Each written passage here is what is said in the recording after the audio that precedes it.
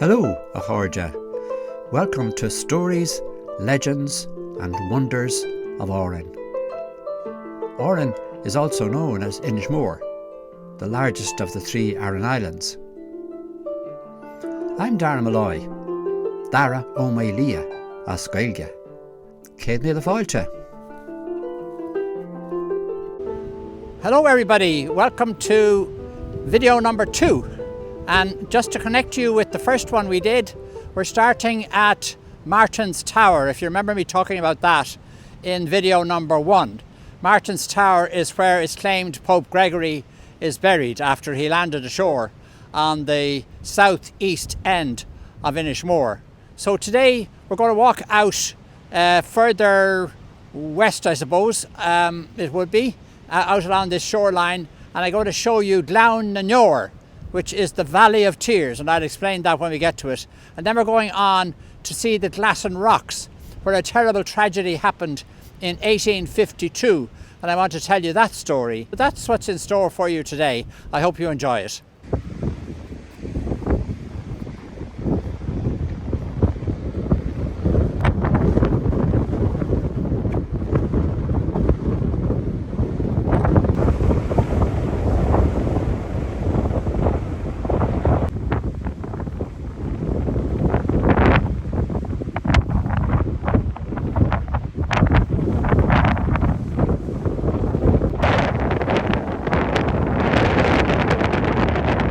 I brought you now to along the coast here between Inis Mór and Inis Mór.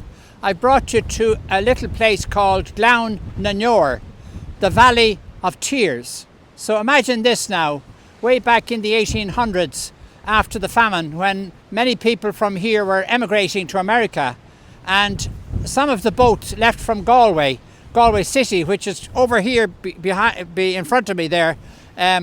Galway City is about 30 miles away. And they would have boarded the boat there, come out as far as here, and then if the wind wasn't right, and of course these boats were sailing boats, if the wind wasn't right, they often had to stay at anchor in the shelter of the islands until the wind was right, and then they'd travel through this passage here, Gregory Sound. And when they got to this point here behind me, Glasson Rocks, the Valley of Tears, that would be the last sighting of these emigrants that their families back home would see. So even though before they left the island they'd have all said their goodbyes, they'd have had what was called here an emigrant's wake. So it was equivalent to somebody dying because you never thought you'd see them again. And then they would see them again on the boat passing by here, very far away, but yet you'd probably recognise your son or your daughter or whoever it was, and you'd be able to wave at each other, and then the boats would head out to sea. You can imagine the upset and the tears that would be shed on that occasion.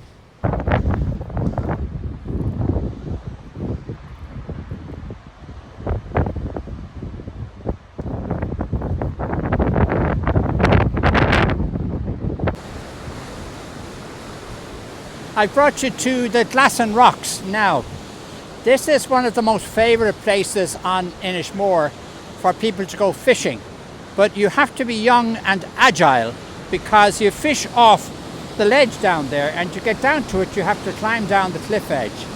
Sometimes in the summer people have left a ladder to help, or other times there's a rope there, but I did it once or twice when I was young, but I won't do it at this stage. In fact, I'm quite scared here today. All the elements around me are so strong, so much stronger than I am. I feel very small in it all. The power of the waves, the strength of the wind is knocking me off my feet. And even the rocks around me are evidence to the power of storms, to be able to wash up these stones as if they were pebbles and throw them up here onto this stone beach.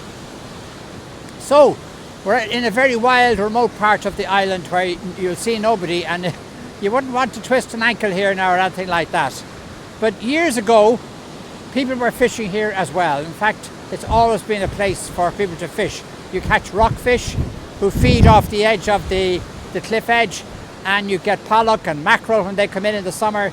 So people love fishing here. In fact, there are often fishing competitions here in the summer. But I want to tell you the story of what happened in 1852.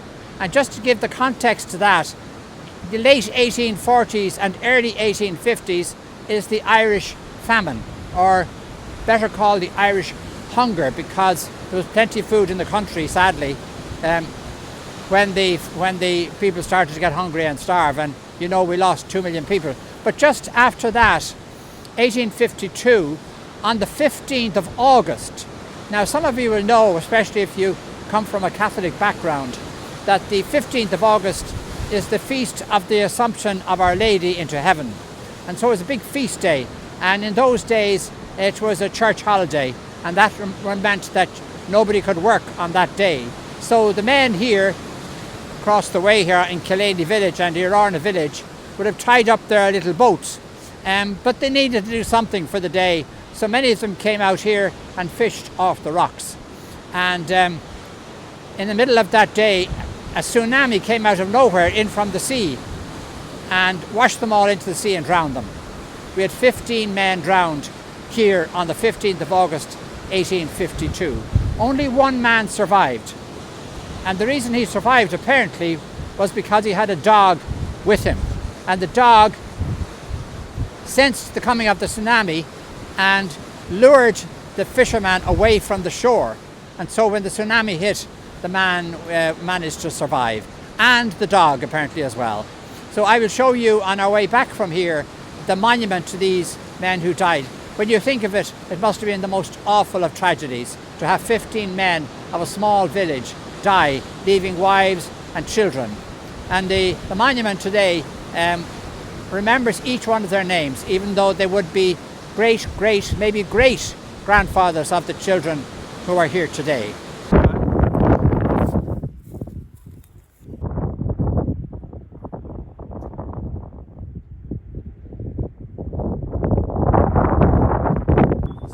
Now to the memorial here in Killaney village in remembrance of all the people who have died at sea, but in particular in remembrance of those who died in that horrible tsunami on the 15th of August 1852.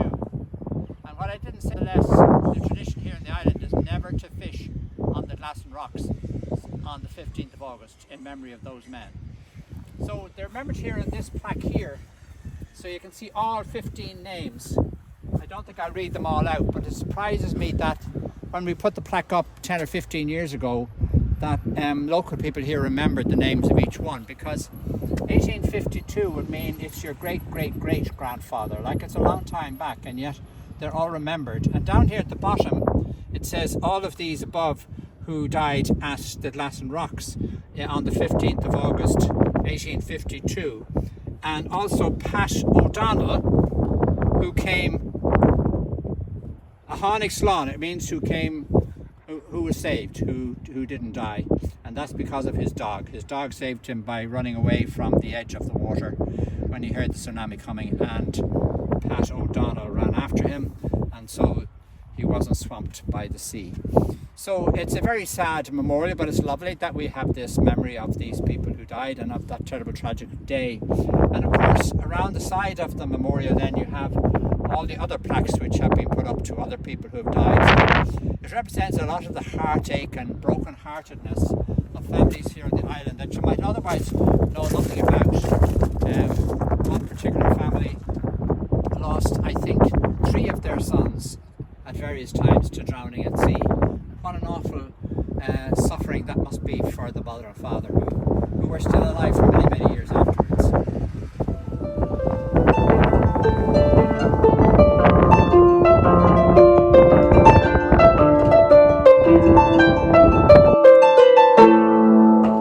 My wife, Tess Harper Malloy, has published a new book of her poetry and photographs of Inis Mór.